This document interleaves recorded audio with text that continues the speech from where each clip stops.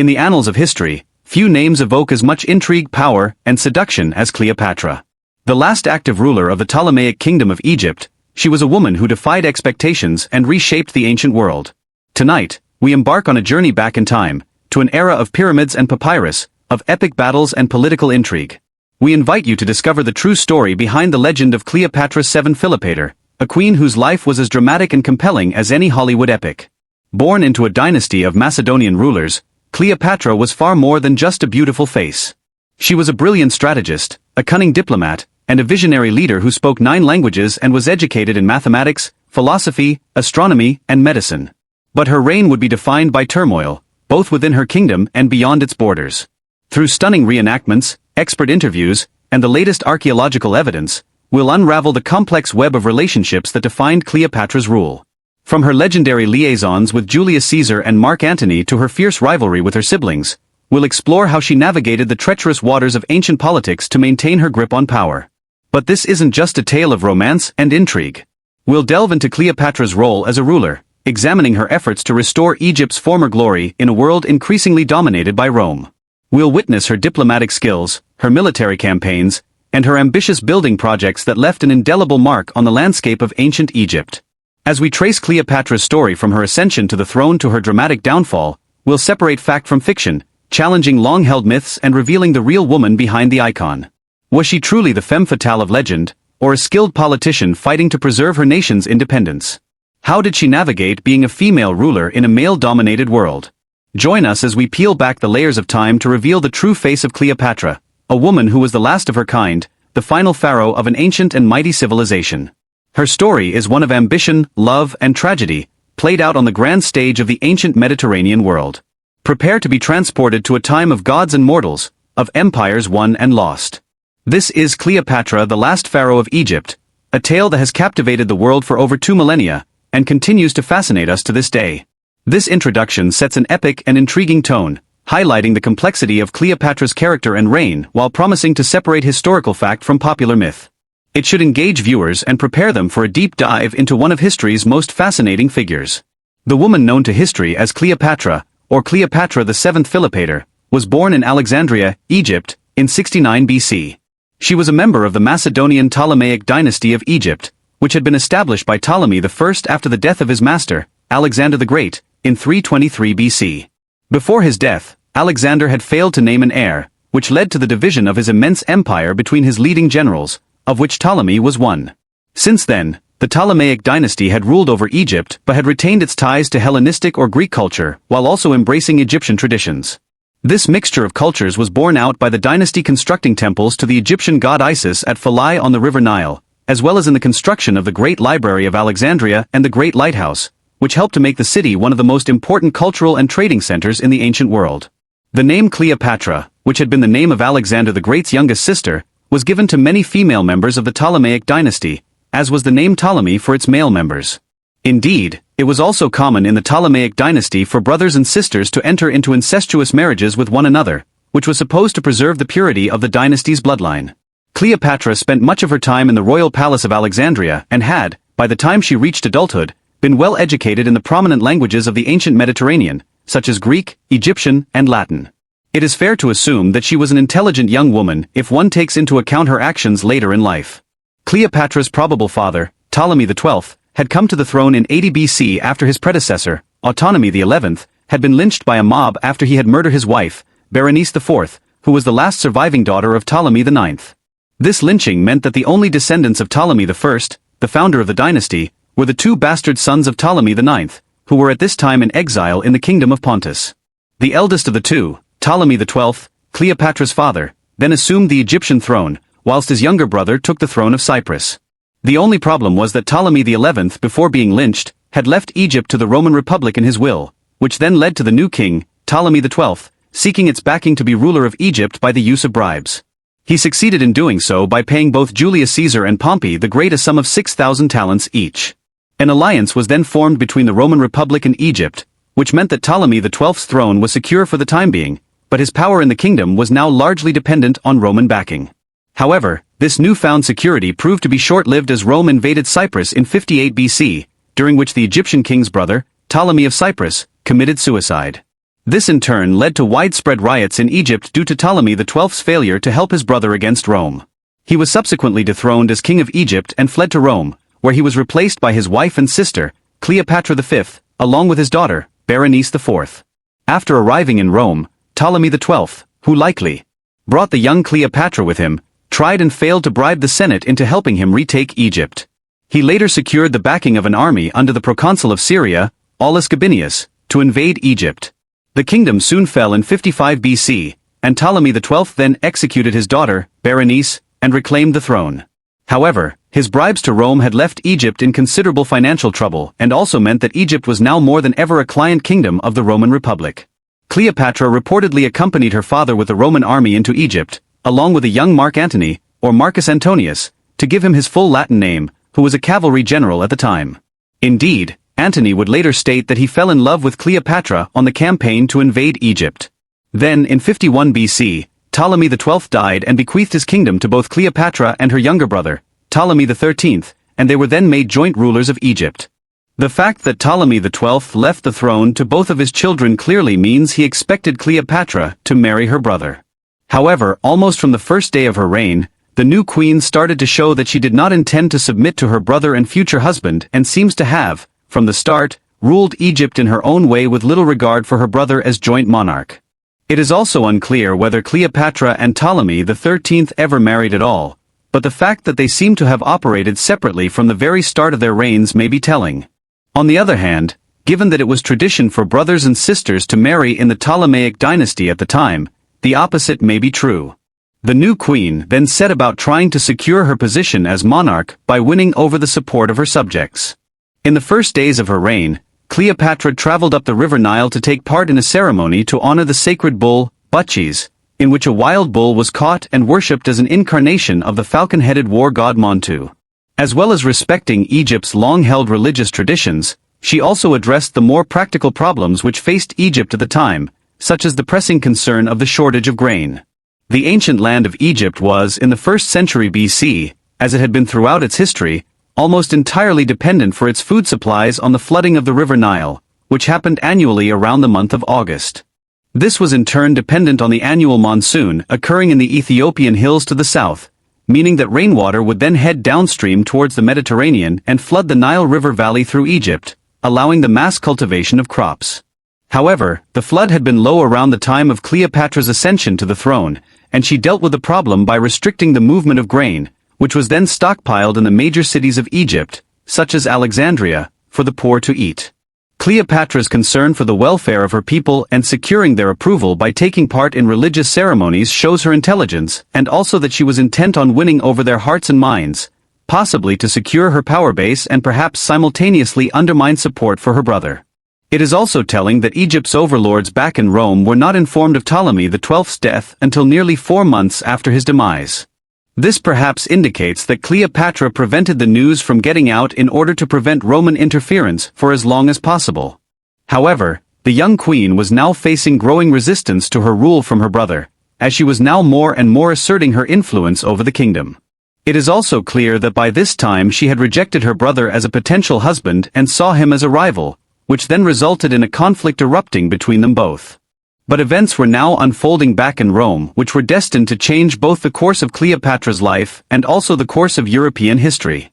Gaius Julius Caesar, after becoming consul of the Roman Republic in 59 BC, incurred heavy personal debts. To rectify this, he sought a governorship or proconsulship with the help of his allies in the Roman Senate, such as Marcus Licinius Crassus and Pompey the Great, who was in turn married to Caesar's daughter Julia. The 3 men, who at this time were the most powerful and wealthy in the Republic, had to avoid instability and conflict, forming an accord or political alliance known as the First Triumvirate.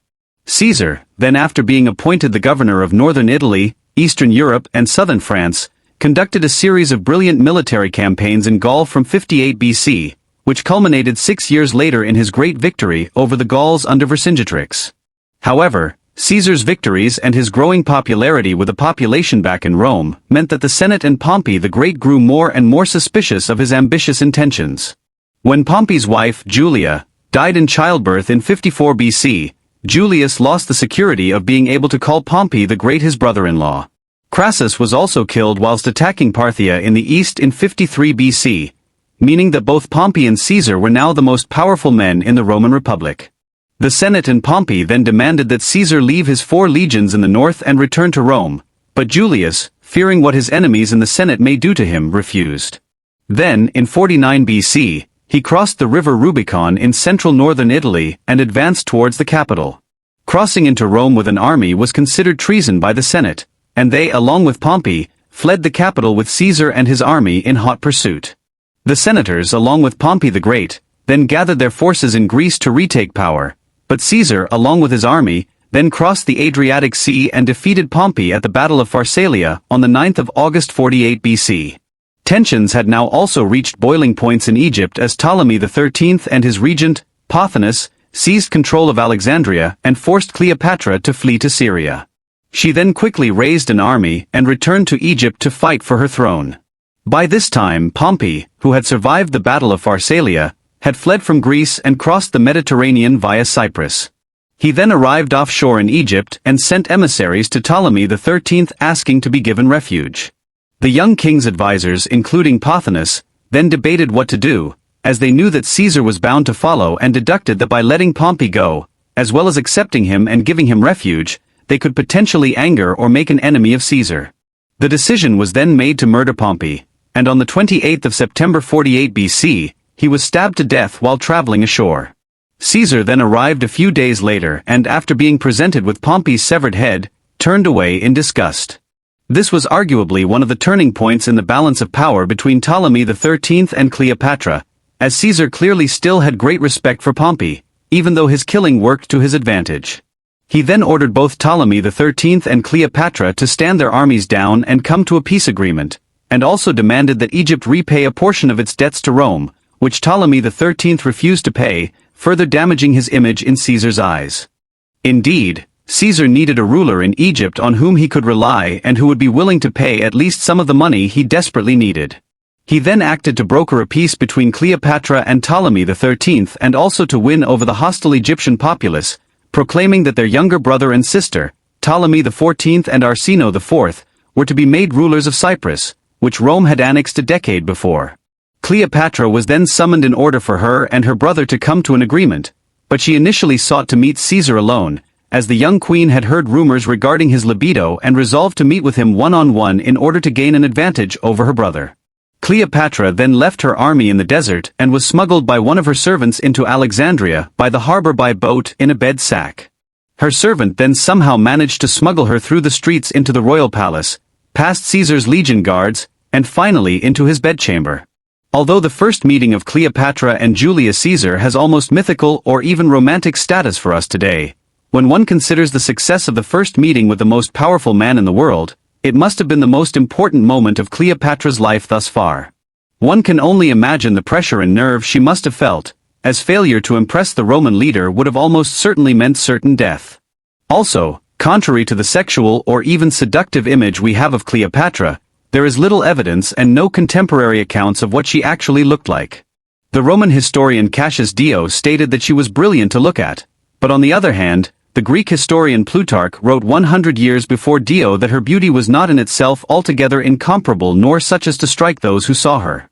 Whatever the truth regarding her physical appearance, given her actions, courage and evident charm, we can safely assume that it was her brain and not her body with which she charmed and won over the affection of the most powerful men of the age. Soon after their first meeting, both Cleopatra and Julius Caesar became lovers. Upon hearing that his sister was cavorting with Caesar in Alexandria, Ptolemy XIII let it be known in the streets that she was in the city, which resulted in rioting. This angered Caesar, and he then forcibly had Ptolemy brought before the assembly of the city, along with Cleopatra, and showed the gathered crowd a copy of Ptolemy XII's will in which he had bequeathed Egypt to both of them. With Ptolemy XIII now being an effective prisoner of Caesar, his regent, Pothinus, who was the real power behind the boy king, then hatched a plan to defeat both Cleopatra and Caesar. Along with his few thousand-strong army, he ordered Ptolemy XIII's 20,000-strong army to attack and besiege the royal palace in which Ptolemy XIII was held prisoner. A fire then broke out in the harbor of the city, perhaps started on Caesar's orders, which quickly engulfed the great library, meaning that thousands of years of accumulated knowledge were lost forever in the process. Then Cleopatra's younger sister, Arsinoe IV, escaped the city and joined forces with the besiegers, taking command of the army and proclaiming herself Queen of Egypt. Then Caesar, whose water supplies were becoming desperately low, attempted to gain control of the harbor at Alexandria by taking the island of Pharos, upon which stood the great lighthouse, but was driven back and forced to swim for safety to a Roman ship to escape capture. By this time, the commanders in Arsinoe's army had grown disaffected and then entered negotiations with Caesar for Ptolemy XIII and Arsinoe to be exchanged. The boy king was then released but simply took command of the Egyptian forces and continued the siege. Caesar, however, had sent for help when the siege began, and then a Roman army arrived in the Nile Delta in early 47 BC, which Caesar then left the palace to command. The armies of Ptolemy XIII and Caesar then met in the Battle of the Nile, in which the Egyptian forces were conclusively beaten, and the young king himself was drowned after his boat capsized during the rout. Caesar then proclaimed Cleopatra to be queen along with her younger brother, Ptolemy XIV. Over the coming months, both Caesar and Cleopatra then enjoyed a luxurious cruise up the river Nile on the queen's pleasure barge, during which the Egyptian queen was evidently pregnant with Caesar's child. He then left Egypt for Rome in the spring of 47 BC, as there were reports of trouble on the republic's eastern border with the kingdom of Pontus. It is also likely that Caesar wanted to put distance between himself and Cleopatra for political reasons, as she was about to give birth to his son, which could have been used against him by his enemies in the Senate. After the departure of her lover, Cleopatra gave birth to her probable son with Caesar, named Caesarion or Little Caesar, in June of 47 BC, and then made public declarations about his paternity. While Caesar, in contrast, back in Rome, according to accounts, denied his paternity. A year after her son's birth, Cleopatra and her husband, Ptolemy XIV, traveled to Rome, where they were awarded the status of Friends of the Republic, which effectively reaffirmed Egypt's status as a client kingdom of Rome, but also Cleopatra's status as Queen of Egypt. While in Rome, Cleopatra stayed as a guest in Caesar's villa outside the city and entertained guests, including the prominent senator Cicero, who stated afterwards that he found the Egyptian queen to be arrogant. It is unclear whether Cleopatra stayed in Rome constantly over the next few years as Caesar went on campaign in Spain against the remaining followers of Pompey the Great, but she was most definitely in Rome by the spring of 44 BC.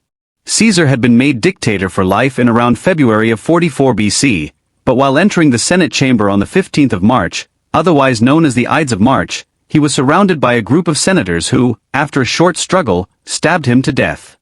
Mark Antony, who was by this time Caesar's right-hand man, had heard of the plot the night before but was delayed in coming to his patron's aid. After hearing the shouts and screams emanating from the Senate chamber, he fled in fear that he would suffer the same fate as his master. After the death of her lover, Cleopatra stayed in Rome for some weeks in the hope that her son, Caesarion, would be named his successor, but she then fled the country when it became evident that Caesar had named his great-nephew, Octavian, aged 19, as his heir, which automatically made her and her son a target for the new regime. Octavian then took Gaius Julius Caesar's name as his heir but is referred to by historians in this period before becoming emperor as Octavian, so there is no confusion between him and his late great-uncle. Cleopatra then returned to Egypt, and a few months after arriving there, had her husband and brother, Ptolemy XIV, murdered by poisoning. It is unclear whether this was done because her brother was starting to question her decisions, but she soon elevated her son, Caesarion, to the status of joint monarch, thus effectively making him Ptolemy XV. She had now effectively eliminated anyone who could oppose her, at least in Egypt. However, with Caesar gone, Cleopatra would at some point have to choose to support one or the other of the claimants who would inevitably rise to fill the now gaping power vacuum at the pinnacle of Roman politics. Since Julius Caesar's murder, his assassins, led by Marcus Brutus and Gaius Cassius, had fled Rome and set up a power base in the east, an empire stretching from Greece to Syria. An army led by Octavian and Mark Antony then arrived in Greece and defeated Caesar's assassins and their followers in the two battles of Philippi in October of 42 BC. The territories of the Roman Republic were then divided between the leading supporters of Julius Caesar, with Octavian eventually taking control of the western territories, including Spain and Gaul. Antony, on the other hand, took control of the eastern territories, including Greece, Anatolia, Syria, Palestine and eastern North Africa, while the third prominent supporter of Caesar, Marcus Lepidus, governed the western territories of North Africa around Carthage. This alliance between Julius Caesar's followers was known as the Second Triumvirate, and the next decade would largely involve the three parties vying with one another for the ultimate domination of the Roman Republic. Antony then summoned Cleopatra in 41 BC to a meeting at his base located in Anatolia, modern-day Turkey, in which he convinced him to have her sister, Arsinoe IV, who had rebelled against her at the siege of Alexandria, executed. She had been held in exile at the Temple of Artemis near Ephesus in Greece, and according to accounts, was dragged from the temple and summarily dispatched. This demonstrates how cunning and ruthless Cleopatra could be. Indeed, nearly every decision she made during her lifetime could be interpreted as a calculated move to both secure her rule in Egypt and also ensure the survival of her dynasty through her children. One of the key remaining questions about her is whether she in any way cared about both Julius Caesar and Mark Antony, or did she simply see them as means of obtaining greater power? She expertly strengthened and eventually secured her position as Queen of Egypt by aligning or indeed seducing and manipulating Julius Caesar into helping her, and now she identified Mark Antony as the most powerful man in the Eastern Roman Republic as her next target.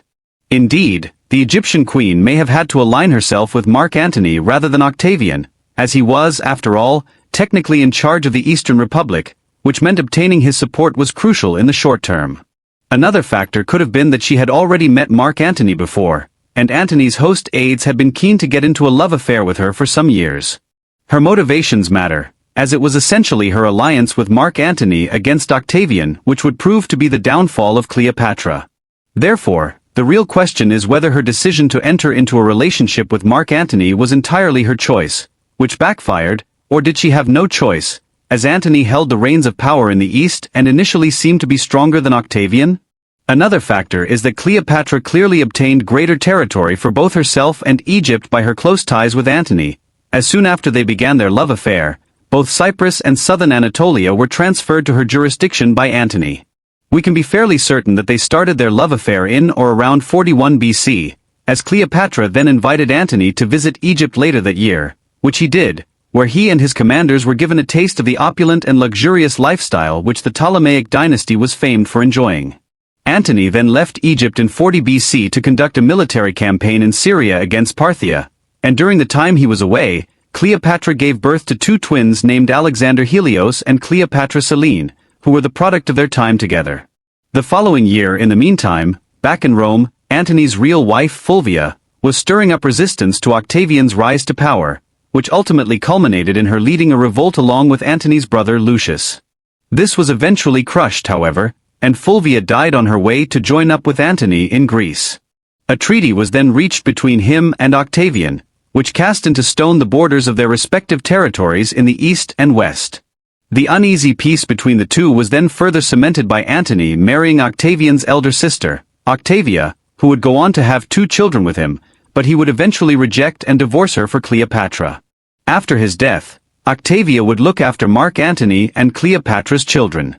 Antony and Cleopatra then met again in 37 BC when he summoned her, along with their children, to Antioch to aid him in his preparations for his war against Parthia. During their time together, Antony further extended Cleopatra's domains in the east around modern-day Lebanon, portions of Palestine, and also territories in Arabia, along with Crete and portions of Libya. However, giving away large amounts of territory to Cleopatra proved to be a propaganda coup for Octavian in the West, which he then used to gradually build up senatorial and public opinion against his rivals. Antony then invaded Parthia with his forces in 36 BC, while Cleopatra returned home to Alexandria, where she gave birth to their second son named Ptolemy Philadelphus. However, she soon received word that her lover's campaign had ended in disaster, and she then traveled back to Antioch to his aid. Antony then journeyed with Cleopatra to Alexandria, where he met his second son for the first time and then started to plan another campaign in the east with the goal of attacking Armenia, who had betrayed him in his initial campaign against Parthia by deserting him. Before the campaign, his true wife Octavia arrived in Greece and brought with her 2,000 troops to aid her husband, but Antony told her not to journey any further east. Shortly afterwards, in 32 BC, he divorced her, which in turn was used against him by Octavian in Rome, who sought to portray his sister as a wronged woman. Octavian also tightened his grip on the western half of the Roman Republic in 35 BC when his forces and allies defeated Sextus Pompey, son of Pompey the Great, who was the last remaining opponent of Caesar's heirs. However, Octavian had been helped in Sicily against Pompey, as it had been occupied by the third member of the second triumvirate, Marcus Lepidus, via Carthage. But after Sicily had fallen, Lepidus then demanded that Octavian hand over Spain and Gaul to his jurisdiction. His armies then humiliatingly defected to Octavian, resulting in Lepidus being stripped of all of his offices and his lands in North Africa coming under Octavian's control, meaning that he was now the master of the entirety of the Western Republic.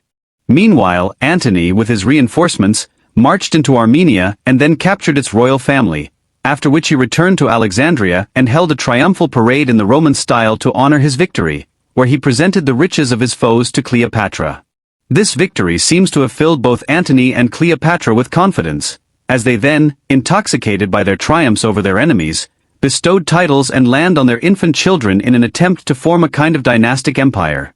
Most notably, Cleopatra proclaimed her son, Caesarion, to be the true heir to Julius Caesar, an act which now made hostilities with Octavian inevitable. They then wrote to the Roman Senate for its approval, which then became known as the Donations of Alexandria. Octavian then tried once again to use this as propaganda, but it was suppressed by the Senate. Although this latest example of Antony and Cleopatra's extravagance and disregard for Roman lands and authority effectively meant that the final confrontation was now only a matter of time. Tensions between East and West then steadily grew, with both sides accusing the other of deceit and intrigue, with Octavian claiming that Antony was under Cleopatra's spell, as well as marrying her while still being married to his sister, Octavia, both of which, in a manner of speaking, may have been true. Antony, on the other hand, accused Octavian of wrongfully removing Lepidus from his lands and position in North Africa. Both sides then began military preparations against the other in 32 to 31 BC, with Antony and Cleopatra gathering ships and troops in Greece, while Octavian, who was also mustering his own forces, obtained the Senate's backing against Antony, in which he was stripped of the office of consul, and war was then declared on Cleopatra with the expectation that her lover would fight with her. Antony had moved his fleet to the Battle of Actium, engulfed in late 32 BC, which was a large inlet of water on the southwestern coast of Greece, at the mouth of which was a narrow passage guarded by the small town of Actium. Octavian's forces, led by his brilliant admiral, Marcus Agrippa, also harassed Antony's armies overland in Greece, meaning that after an interval of several months, the fleet of Cleopatra was trapped in or around the Battle of Actium by Octavian's fleet and his land forces. Cleopatra then suggested to Antony to break out and head back to Egypt to regroup, which he seems to have accepted, as their fleet then left the Battle of Actium on the 2nd of September 31 BC, and engaged Octavian's fleet. The fighting lasted all afternoon, and Antony seemed to have the advantage, as his larger ships, which were packed with troops and ballistae, were difficult to board, being taller and could simply rain down fire on their enemies in their smaller vessels. Then Cleopatra, whose personal fleet had been stationed in the rear, broke through the center of the battle and headed straight out to sea. Mark Antony then saw that his queen was fleeing, and this meant that the rest of his fleet, seeing that their commanders were retreating, quickly lost heart and surrendered to Octavian. The Battle of Actium essentially decided the war between Antony, Octavian, and also decided the fate of the Roman Republic, as well as the fates of Cleopatra and Mark Antony themselves.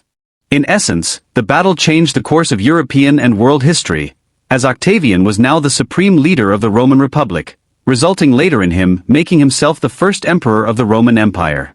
It is unclear whether Cleopatra lost her nerve and fled the battle. However, an escape was planned from the start.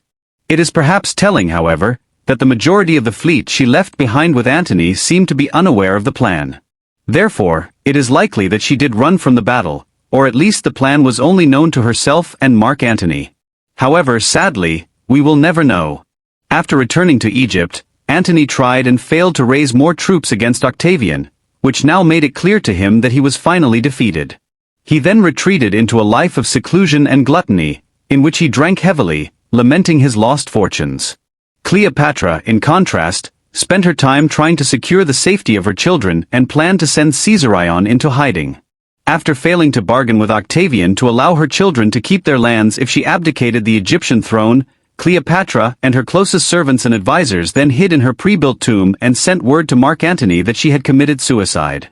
This clearly plunged Antony into even greater depths of despair, as he then thrust a dagger into his stomach and was then brought before Cleopatra at her tomb, and according to accounts, died in her arms.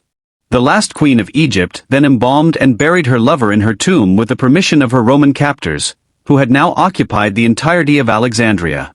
Octavian, who had arrived in Egypt by this time, then summoned Cleopatra to come before him, and although she was understandably in a weakened state, she did her best to maintain her dignity and appearance before her enemies, stating she wished she had not been taken back to Rome and paraded in a triumph before its mob. Octavian gave her his word that she would not be killed, but also gave no assurances regarding taking her back to Rome, and the two then went their separate ways. Informants then told the queen that she was to be taken back with her children to Rome, so she resolved to end her life in order to be spared the humiliation of a triumphal parade. Popular myth states that Cleopatra had a poisonous snake, or asp, brought before her, which then bit her, but some accounts state that she took poison, whereas others state that she injected poison into her arm.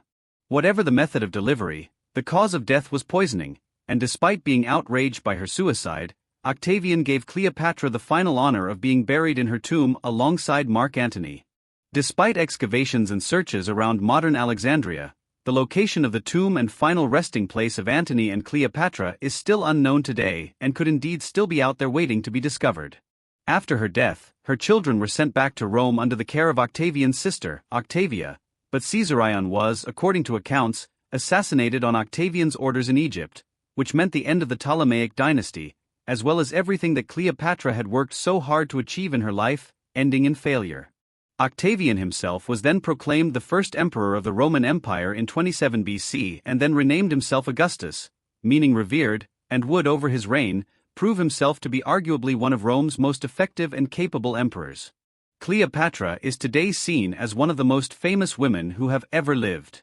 Indeed, although many of our modern perceptions of her may in fact be inaccurate, there is no doubt that she was an extraordinary woman who attempted to take control of her life rather than submit to the decisions of her family members.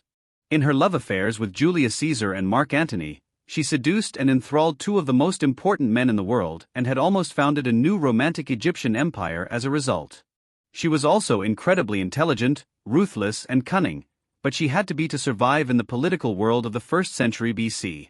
However, in the end, both she and her lover Mark Antony underestimated the ability and intelligence of Julius Caesar's great-nephew, Octavian, and this, combined with their own blunders and mistakes, sealed their fates.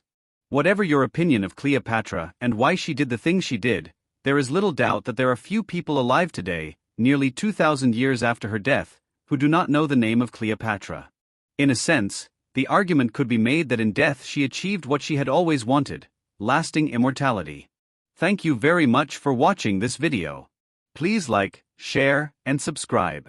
Also, please consider helping my channel to grow by donating whatever you can via Patreon.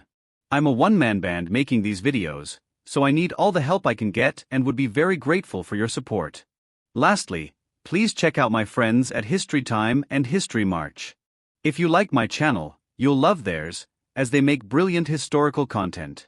The links to their channels, as well as my Patreon account, can be found in the video description.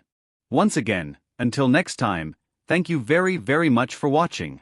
As the sun sets over the pyramids and the waters of the Nile continue their eternal flow, we come to the end of our journey through the life and times of Cleopatra, the last pharaoh of Egypt. Her story, spanning love and war, triumph and tragedy, has echoed through the centuries, captivating generations long after her dramatic fall. But as we've discovered, the real Cleopatra was far more complex and compelling than the myths that surround her. She was a ruler who fought fiercely to preserve her kingdom's independence in a changing world. A woman who wielded her intellect as skillfully as any sword, navigating the treacherous waters of ancient politics with cunning and determination. A queen who dared to dream of an Egypt restored to its former glory, even as the shadow of Rome loomed ever larger. Cleopatra's legacy is not just one of romance and intrigue, but of resilience in the face of overwhelming odds. Her reign marked the end of an era, the final chapter in the 3,000-year story of pharaonic Egypt. Yet, in many ways, it also marked a beginning. Her life and rule would inspire countless works of art, literature, and scholarship, ensuring that the name Cleopatra would never be forgotten. As we reflect on her story, we're reminded of the complex interplay between power and vulnerability, ambition and duty, that shapes the lives of all great leaders. We're challenged to look beyond the simplistic portrayals of history and seek out the nuanced truths that lie beneath. Cleopatra's Egypt may have fallen, but her influence lives on. In the halls of power, in the pages of history books, and in our collective imagination, the last pharaoh of Egypt continues to reign. Her story serves as a testament to the enduring power of determination, intelligence, and charisma, qualities that can shape the course of history. As we bid farewell to the world of ancient Egypt, we carry with us the lessons of Cleopatra's life. May her story inspire us to look beyond appearances, to challenge our assumptions, and to recognize the complex humanity in every historical figure. For in the end, Cleopatra was not just a queen or a lover or a political player. She was all of these things and more, a woman who dared to forge her own destiny in a world that often sought to define her. And in doing so, she left an indelible mark on the tapestry of human history. Thank you for joining us on this extraordinary journey through time. May the spirit of Cleopatra, her courage, her wisdom, and her indomitable will continue to inspire and intrigue us for generations to come. This outro wraps up the documentary by reflecting on Cleopatra's complex legacy, the end of an era she represented, and the enduring fascination with her story. It also encourages viewers to think critically about historical narratives and to appreciate the nuanced realities behind iconic figures.